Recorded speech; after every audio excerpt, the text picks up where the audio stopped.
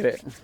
Yo, so what's good, world? Here with my brother Habibi, the other half of Guilty USA. Yes, sir. Yes, sir. It's such a Live pleasure. and direct. Yeah, it's such a pleasure to get into it. I want to give you the right introduction. I don't know where even to start, but I would say your passport stamps look heavy. You feel me? Yeah, my passport stance is a little Yeah, heavy. yeah, which was fire. Keep it on me. Oh, he even got the passport on him. Fire. Keep it on me. So my thing when I was just just checking you out, I was curious. Like, I seen that you visited the Great Wall of China. Yes, sir. Yeah. So I'm curious, like, how did that even come about? Like, what was the story behind that? Well, there's actually a long story behind that trip. Yeah. But honestly, that was the end of my freshman year of college, and I was in a like weird standstill because that was like where we really started with Guilty, and we were really trying to push forward. And in my head, I was like, school finna be done. Right. Guilty finna take over. So those conversations with mom was not having that. Right, Mom right. was like, no, not at all. So she As far as mom wasn't having you wanting to go to China? no, she didn't want me. She wanted me to stay in school. Makes sense. So that was like, cause my mom went to Yale and Harvard Law, so her big thing was like always school first with me. Like nothing, it was always school first. So at the end of freshman year, she was like, I'm making you sign up to be a part of this program. And it was with the congressman out of North Carolina, Congressman Butterman, and I got selected, and it was 16 of us, and we went over to China to talk with other people our age about Chinese and American relations. Interesting. And we also learned Mandarin. I was there for a month. Fire. And we got to just travel around China. We were in Beijing for 2 weeks, and we were in Shanghai for a week, and then we were in a province called the Hangzhou province, which is considered the hottest province in China, and it was terribly hot. Like hot, like over 100? Over 100 every day, and Interesting. humid. We were in a farm, like Interesting. it was. There's no tree, like no trees, like just sun bearing down on us every day. But it was a interesting experience for sure. Interesting. So to tag on that, it's two things. Do you feel like being out in China, did that like influence your creativity? Yeah, a little bit. I would definitely say, I would say all my travels kind of experienced my creativity and just how I design and how I approach my everyday life. Right. Honestly, I've had the blessing to be able to travel, and I consider it a blessing because not a lot of people do get to travel, and I take that very seriously. Right. And I've been able to go to Africa. I've been able to go to China. I've been able to go to Europe. Been able to go to Mexico and almost everywhere in the Caribbean. And like all of that has influenced me, whether it be the food, whether it be the colors, whether it be the people, how they treat you, how they operate, all that. Like even the kids, like how they approach you, how happy they are with sometimes nothing. Literally. Facts, yeah, I can relate to that, yeah. And will literally be, I know I can attest to being mad over a drop not being as successful as I want it to be, or even a post on Instagram not being as successful as I want it to be. And you got people in certain parts of the world that I've been able to visit that are playing soccer with A damn golf ball or something. a golf ball or something, or a rock, Yeah. or like playing fucking baseball with like a bottle cap and a stick, and like that shit is real. And they're having the time of their lives, and they have the biggest smile in the world, and they can't even fathom what I'm considering a problem, because it wouldn't even make sense to them. So I would say all of that tied up has definitely incorporated, is incorporated into my creativity and how I approach my design and my everyday life as well. Fire. So with you having a background in, I would say like photography, I would say that, right? Yep. I seen that you did a shoot with Joe Biden, like the press. So how did Yes, sir. did you have an interesting experience with that? Yeah, I did. After I graduated college in 2019, I had the chance to work with the NEA, the National Education Association, Okay. the biggest union in America. Um, and 2019, that summer in Houston, I did some work for them, and we did a shoot that incorporated all the Democratic presidential candidates. And then later on in that year, I winded up getting hired by them and working for them. Fire. And I did some work for them because we invited everyone, but all the Democratic candidates came in. We did an interview with them, and I was doing the photos, so I had to take some. Most of those photos are the ones that you saw came from that. Yeah, no, they So, came out. That's pretty clean. That's pretty interesting. Thank you. Also, what I noticed, so I heard you was just talking about that, like your mom went to Yale and you said Harvard, was it? Yeah, Yale and Harvard Law School. Fire, which is interesting because I seen something that you posted about your dad. Like you were saying that. So I'm assuming that your dad had a big role on your travel. Who would you say had a bigger role? I mean, I'm sure both of your parents, but who would you say? I seen that you said your dad was like the first one to take you on the plane at like 3 months or something like that, or? Well, yeah. So my mom graduated from Yale. I was technically the youngest person to ever graduate from Yale and walk the stage. Interesting. I was 6 Fire. months old. Yeah. But in that span of time, when I was born in December until she graduated, I came to LA with my dad. So I was around 3 months when we did that trip, and then we went back to New Haven for the graduation, and then we moved to Boston, and that's where my mom was for Harvard Law School. But I would say my dad is a photographer. He travels 5 days out of the week. Still to this day? Still to this day. Oh, fire. Fire. Even through COVID. Like, Fire. my dad is Gotta get plugged in with him. He's always on the move. Fire. Concierge key. Fire. Like, he big dude on that. And when my mom was in the private sector, she did a lot more traveling. So my first international flight was because of my mom. She was doing a conference in Amsterdam, and she was there for 2 weeks. First week was all work. Second week was for pleasure. So after that first week, she flew me out, and I went out to Amsterdam. And that was my first international flight by myself. Fire. So that was that. But my mom works for the government now, so she doesn't do as much traveling. So I would say if anyone is doing more traveling between them two, it's definitely my dad. He's definitely influenced it a lot more. But I would say both of them have influenced me for sure to travel and always look out for opportunities to be on the go. Always have my passport on me. If I there's can an see. Yeah, opportunity. I usually try to keep my eyes protected at the crib, but No, yeah, literally. you ready for that call? You gotta have to head to the airport right now. No, literally, I've had that call before. Fire. Yeah. Yeah. I had a homegirl in college literally call me like, "Yo, you want to go to Mexico?" I was like, what? She was like, "Go to Mexico tomorrow. All you need is to buy your ticket. Everything else paid for." Fire. Yeah. I Need more was friends there. like that. You know, and have my camera. That was my job. Take pictures. I was like, okay, Fire. fuck Fire. it.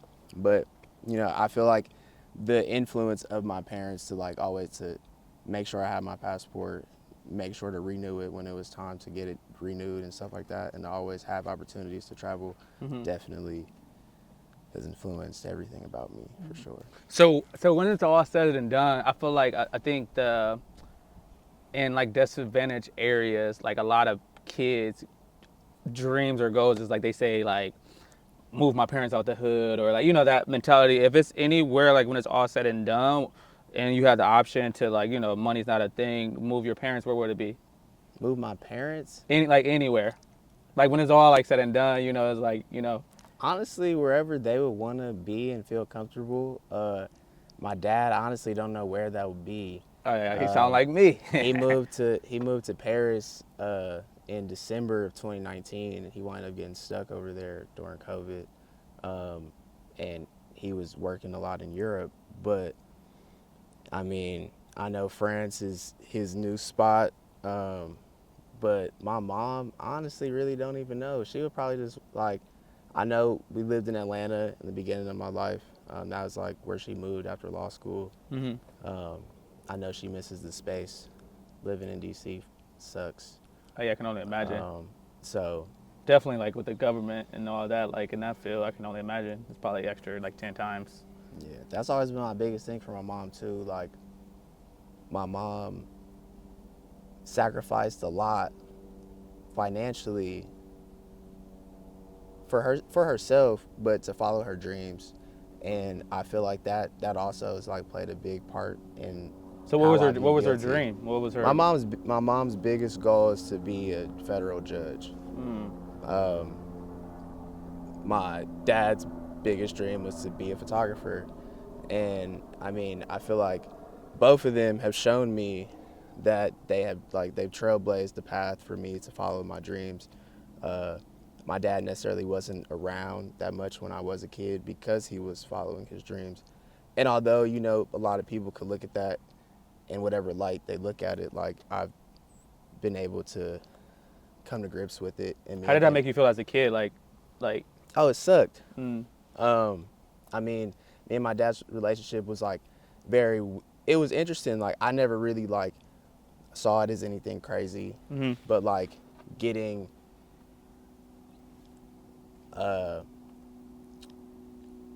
always getting feedback from other people in my family about the relationship I had with my dad. Because growing up, it was always I got all my drip from my dad. So all my clothes, all my shoes. I had Nike SBs that weren't made for kids. Right. Your So, dad was the plug. yeah, my dad was one of the original workers at Concepts, like the store that everyone raves about.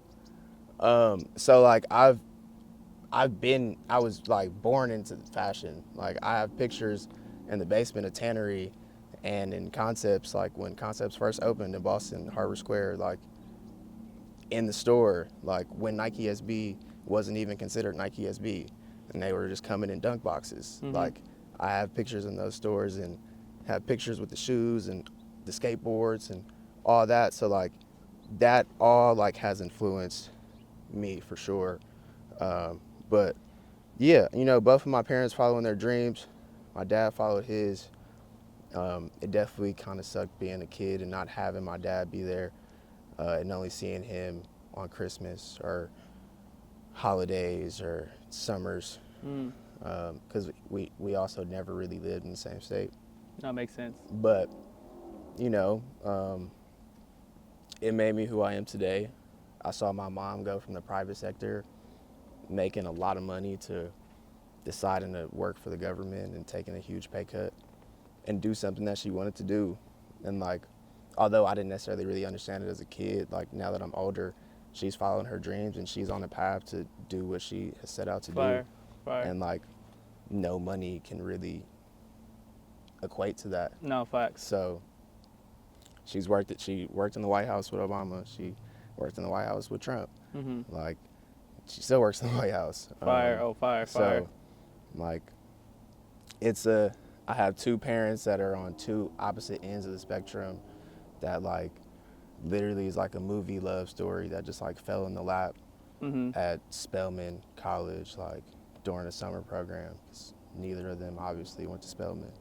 Right. Fire. So That's mad interesting how it all.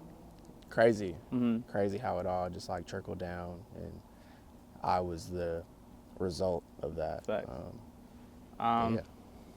Yeah, I don't want to keep No, on. yeah, Like, that was drilling you. I feel like I'm I drilling you railed with off, questions. No, keep going. Okay, yeah. So I'm curious. I guess talking more about the brand. I mean, I did hear your perspective. I would love to hear your perspective again for people who don't, or like their first time. Like, what is Guilty USA? What would you say? I mean, Guilty USA, I think, is an embodiment and like representation of like what it is to be a African American colored person in the United States of America. As we just talked about, what kind of family I come from, at least my parents. I went to great schools growing up, going to St. John's University, being on my own for the first time, really being away from the nest. That's when I really just like experienced like systemic racism and just like being around other people and other peers that didn't even really know what they were doing because it was just embodied in them. And I was just really uncomfortable. And it led me, Kevin, and our other homie James to just like, because both of those two are like I would consider them my best friends, and they in college I was freshman year, 17 raw, like I was super in my shell still, and both of them like helped me come out of it and like helped me express a lot of the emotion that I was keeping inside of me and like express it and not do anything negative with it and like do something positive. And that's where we just like started making stickers. Fire. And Started off peeling those stickers with the. I peeling know exactly stickers what you off, mean. Yeah. putting them everywhere, putting them on the telephone poles, putting them on the laptops, I giving think them that's what out. they like, the guerrilla marketing, right? Or yeah, that Obey type marketing, Yeah, right? for sure. Good guerrilla marketing. Yeah. It was us like we were fresh, like in New York, like it just felt like the thing to do. Like let's just slap stickers up and get paint markers and write guilty everywhere and like because at first it was just guilty, and then because that's how we felt, and then sophomore year once we like really took it and made it official, it was like all right, it's bigger than just guilty. Yeah, like yeah, no, facts. it's for sure bigger. So we made it Guilty USA, and we try to embody things that are going on with the country as well as just things that we have felt and have gone through as African American individuals in America, like, and try to put that in our clothing. Not And, fire.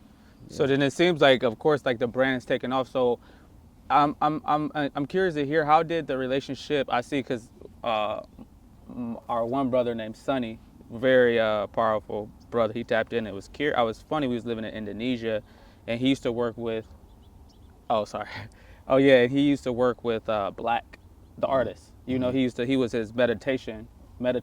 helping him with meditation, and like he was like really tapped in with him. You know how people be like, oh, I know that, but my boy Sonny was really tapped in with him, and even like listening to his music, like he got a song with like Guap Dad 3000, and they was talking about Bali. But I'm curious, like, how did that relationship form between y'all? Because it seems like real, like genuine, and I even like from observing him, he kind of seemed like he's not in the scene. You know, it seemed like he's just kind of rock with certain people, this and that. So like, I'm curious, like, how did that relationship form? And it seems like actual, genuine. well, I mean, I would consider Black family, but that relationship all came about because of Kevin. Oh, fire. That's all through him. Kevin, you know, he's closely tied into that family structure, Fire. Okay. and you know, he's a great human being. Beyond, he's a great musician. As Yeah, well. yeah. No, I can tell. But, Yeah, I know. But Yeah. beyond that, he's a great, humble human being, and like, I mean, I think Kevin had his relationship with him for about 3 years before I met him, and ever since I met him, he's embraced me, and he's been nothing but nice and humble and like supportive of what we're doing and like what we're trying to do. And I feel like that type of support from anyone goes a long way, but especially from someone who does have influence, it helps a lot, especially in this day of age. No, 1,000%. Because you have to keep up with the Joneses, as much as that sucks in this 2023 internet world of like running a brand and trying to stay afloat and be in the eyes and good graces of the masses who would want to see your stuff on other people. But yeah, I mean, yeah, that relationship all came through Kevin and his relationship. So Okay.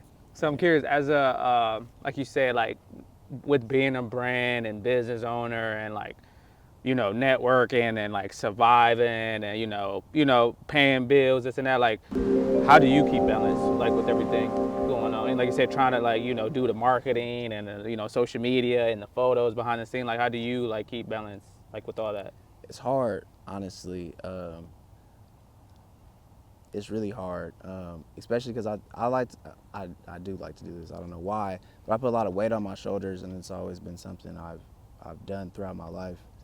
And I mean, I feel like that kind of led to the design of the My Nigga Take Care of Your Mental Health, because I wasn't taking care of my mental health, which led me to want to create that design and push that out, because I thought as a community we don't do it as well as we don't talk about it enough. Right.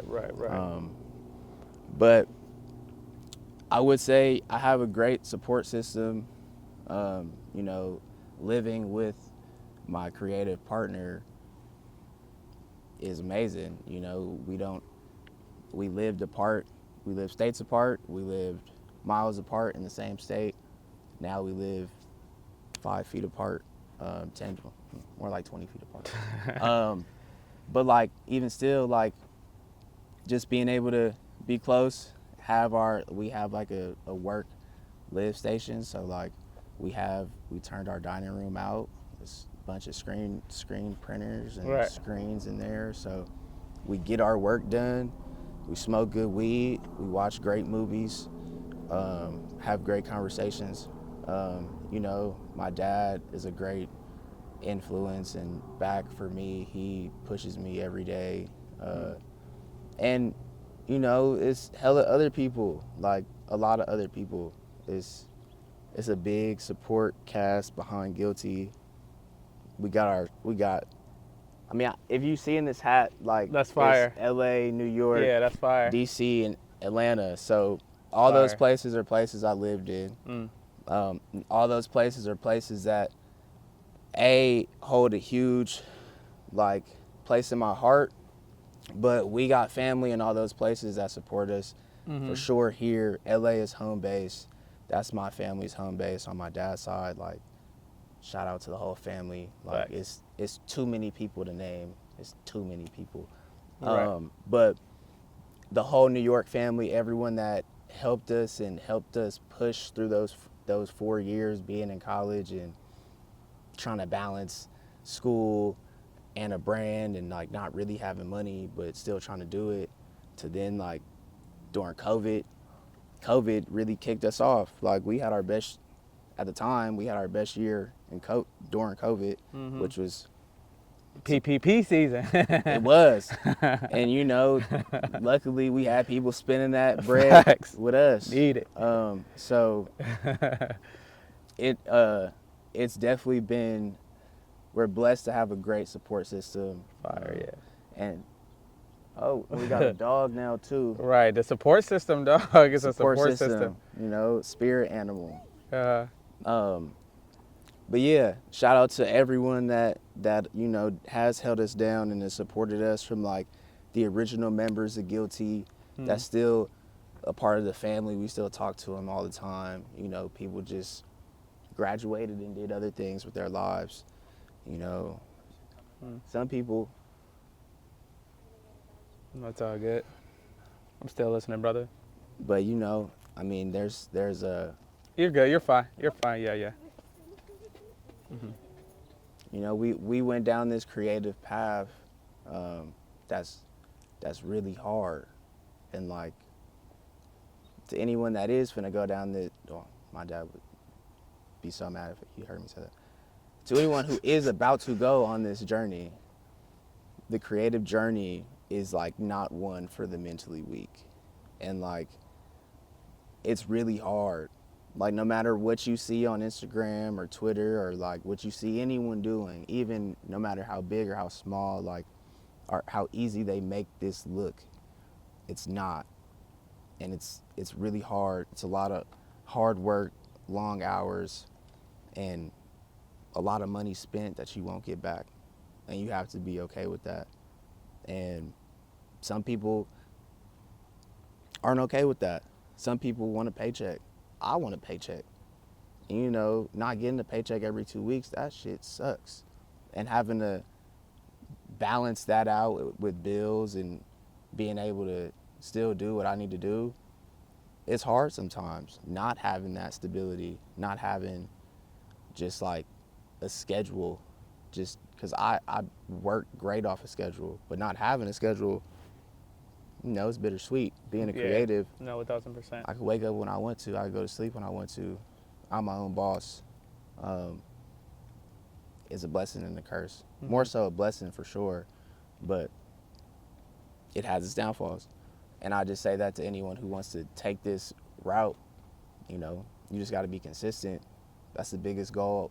That's the biggest thing I've learned in this whole process. Because I remember at a time in 2016, 2017, it was cool to like, it's kind of happening again right now, but it was cool to be like incognito on Instagram. What do you mean by incognito exactly? Niggas deleted all their pictures on Instagram. Oh, okay. It would be like, you would know they had pictures, but people would just like purge their Instagrams. They would have 0 pictures, and they would maybe just or 1 photo. 1 or 2, 3 to make it look mysterious. And then like brands would do it too. It may be like all blacked out, and like the grids would be either maybe all blacked out or all whited out, and then maybe a photo in the middle, or like maybe nothing on it, the same thing, and maybe they just post when they're finna drop something or like something like that. And like I remember us kind of being on that, and like we dropped our first shirts, and they were a hit. For someone to drop their first, we made 25 tees, sold out in a day. That's a hit. What did you learn from that? Well, what did I learn from that? We should have re-upped the next day. What we didn't do, and what we did do is we didn't do that, and we just kept the money, and we was like, oh shit, like we lit. All right, so we gonna wait a month. I don't know how long we waited. I think we made it wait like two months, and was like, all right, yeah, we gonna do the same colorway again. And we didn't post anything like in that time. We were just like, yeah, we just gonna drop again, and then we're gonna do the same thing again. Oh, y'all trying to do that Beyonce marketing? And I remember literally, and I remember telling my dad this and having the most confidence behind it. He was like, that's so dumb. He was like, why didn't you like do like, because it was Guilty in the backwood font. Okay, yeah. So, and we did it on a black shirt. So he was like, why don't y'all do it on a white shirt, a yellow shirt for the honey pack, a purple shirt for the honey berry pack, like super like kind of corny, but also marketing wise. Right, people familiar with familiar, eye catcher. Oh, I like this color over black or white or whatever, I'll wear this one. Boom. I was like, yeah, that's not it, Dad. Why would we ever do that? Like, that's stupid. Like, no. Like, we got to be exclusive. Like, we're only going to do 25 tees again. But he was like, okay. We did it. We may have sold like 2 tees. And we were just like sitting on these tees. And then we ran white, and then we like shot them together, like the black and white, and then like all the white ones sold. And then we were like still stuck with the black ones. And that was kind of like the first lesson to just like really, we have to be consistent and be on people's necks, like, and not let up. And also it was just like the first lesson of like having continuous inventory and like, what are we gonna do with this? And that was just something that we had to learn from and that we did. And I feel like now we're in a position where I don't think that we're as consistent as I want us to be. There's always room for improvement and room for growth. So where do you think that what closes the gap? What closes the gap is honestly, it's just like, we'll be 7 years in November. Within 7 years comes a lot of grandiose, big ideas. So like, honestly, it's just more time and like more capital and like really taking it a step further and really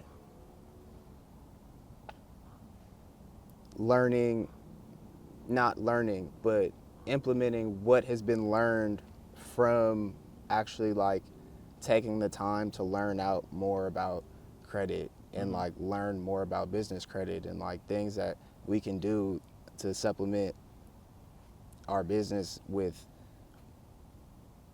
capital instead of using our own capital and stuff like that. And like just using the leverage that we do have to further ourselves. And I feel like that, and that, and just continuing to be patient and stay creative and not get down on ourselves will be what takes us to where we want to go. Like, every day I wake up, if you go into my room, I have pieces of, I have a sketch pad that's like 13 by 19, and I just like randomly will rip out pages and write shit down, ideas, designs, whatever, and they're just all over my wall. And there's one that I like wake up to every night, every morning, and I go to sleep to every night. It's above my bed, and this reminds me of like who I'm doing this for. And it's for my younger sisters, and it's for them to live whatever life that they want to live, and to also show them that their older brother lived his dreams and did what he said he wanted to do. So like, getting to that goal is where we're gonna get, and all that's gonna take is just us being patient and continuing to do what we're doing, because a lot of people aren't in Fred Siegel. A lot of people aren't in Neighbors. A lot of people don't have a connection to a person like a Black. Or I think Brent Faiyaz. Brent Faiyaz, Yeah. shout out Zoo. Yeah. Like a Hugh Augustine, that's my family, that's my blood. People don't have a lot of access to. I see that context book's deep, huh? Oh, it's deep. The Rolodex is deep.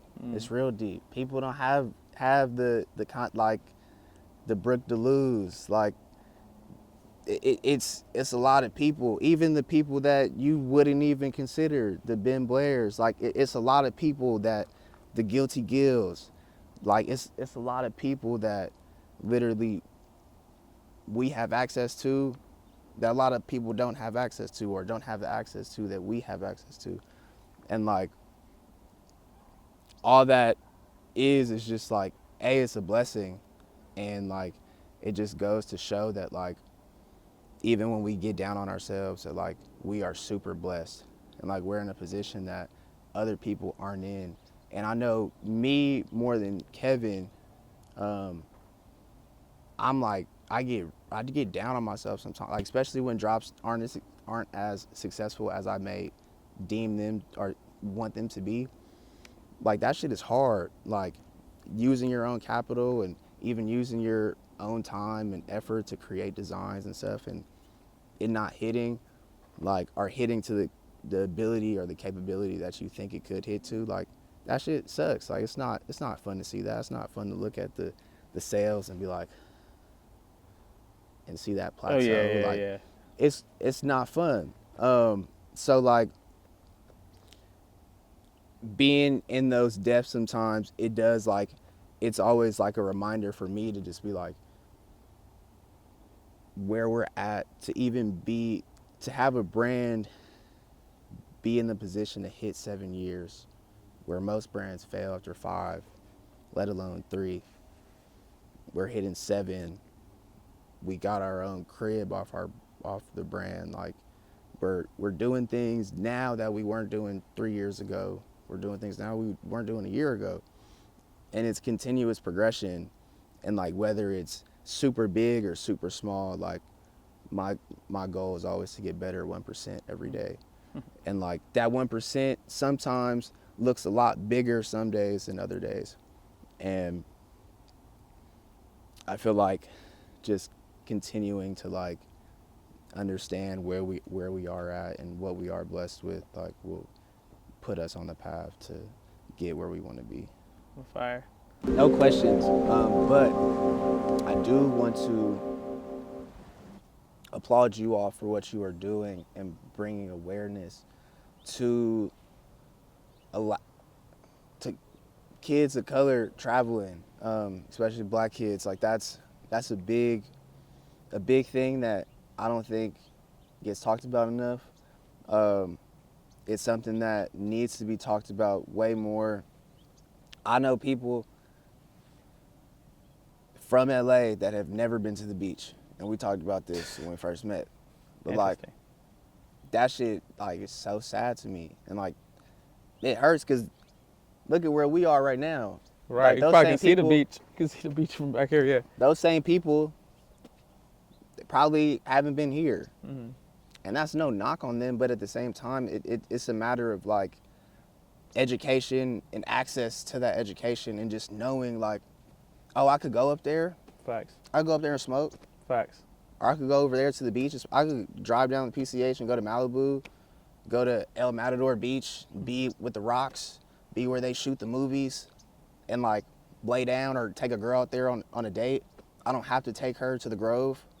Like, and even that is like, just like planting a seed to like, you see something like that and you're like, damn, where else can I see something like this? Mm-hmm. You get inspired. To Where go else shoot or can I go something. see some water like this that's more blue?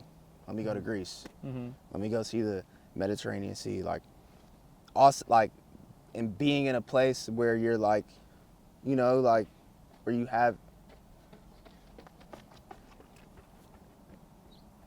where you have access to knowledge that is attainable for you to go to those places. Like, for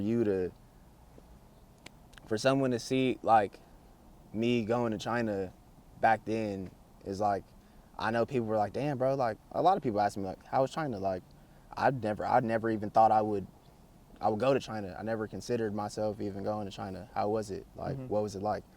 And just like, it's like, bro, you could go to China. Like, and even people with passports Mm-hmm. that like I know that do travel, and it's like, just like having the access and just like having the knowledge sometimes of just knowing like the capabilities of things that you can do goes a long way. And I feel like you all bringing awareness to that and allowing younger children and even adults like just have access to passports and information to get their passports is so huge. Yeah. Facts. Like it's so huge. And I mean, like, even me, like, I know I've been in situations where I currently carry my passport because my ID is expired. So like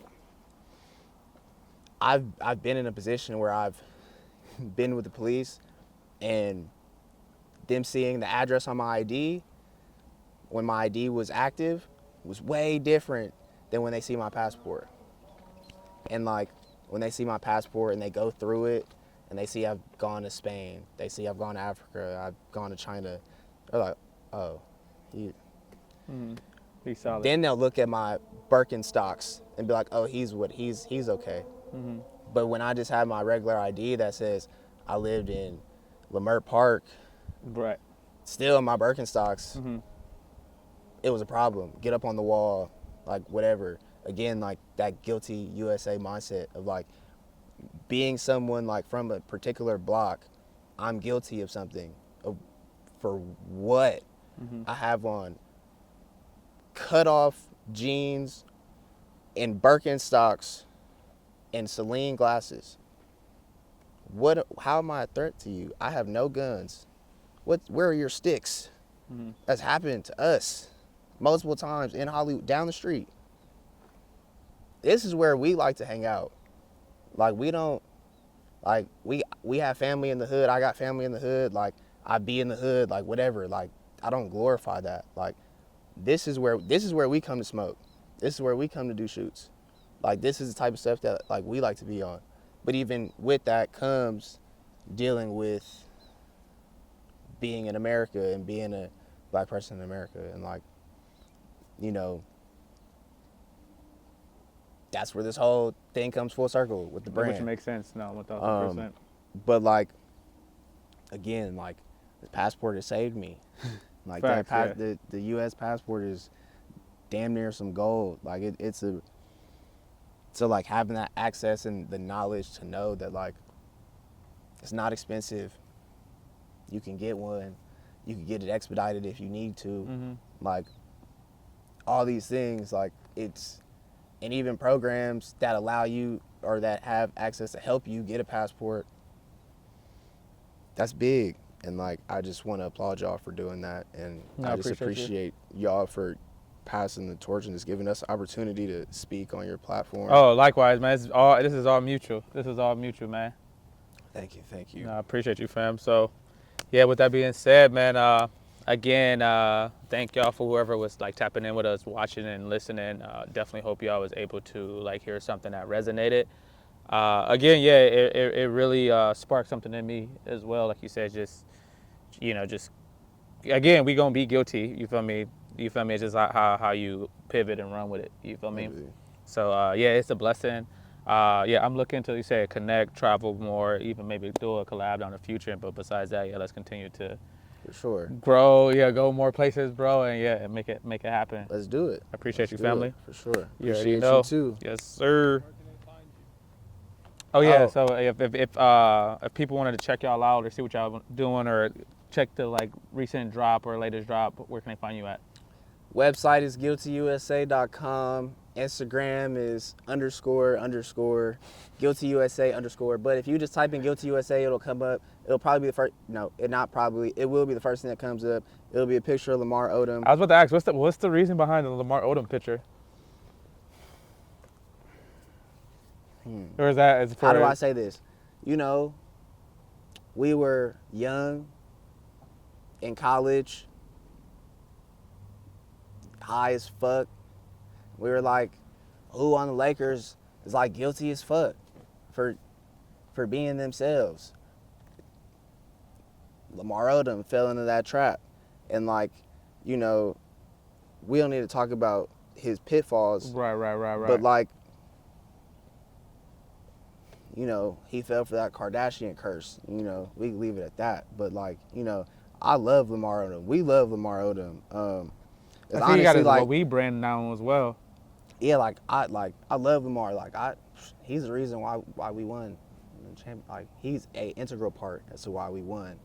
I remember watching Lamar. Like, I really fuck with Lamar. So it's not a diss to Lamar or anything like that. Yeah. And it's the same thing with like, we consider the Bronco the official vehicle of Guilty USA. Mm-hmm. Like, I don't know if you saw that design, but like that was one of our first designs too. That was in the first like 5, like just taking the Bronco and like the makes influence. Sense. Yeah. Like, makes sense now. I caught on to it. Yeah. It was the white Bronco on the black shirt. I was about to say the OJ. And it was like, you know, we got being in the PWI, we got a lot of flack for that. Like, it was a lot of people that didn't like that design. Right. I can only imagine. A lot of teachers that didn't like that. We had a hoodie that said, if the gloves don't fit, you must have quit. And it had a picture of OJ on the back with the gloves. Like, I got told to take my hoodie off in class before. Like, it like, but yeah, you know, that's some more shit. People tried to censor our designs, like, no facts. all that type of stuff. But again, that just, as a part of the system that we live in and the society that we live in and how people are conditioned. And we're just trying to break that conditioning and just show people a different way. No, facts. The guilty way. Exactly. Literally. No, facts. Literally. Well, all right, big dog. I'm going to get some little drone shots, and then I think we're going to slide up out of here. For sure. All right, y'all. Thank y'all. Yeah. It's a wrap. Yeah. Oh, yeah. Let me try to get a quick little drone.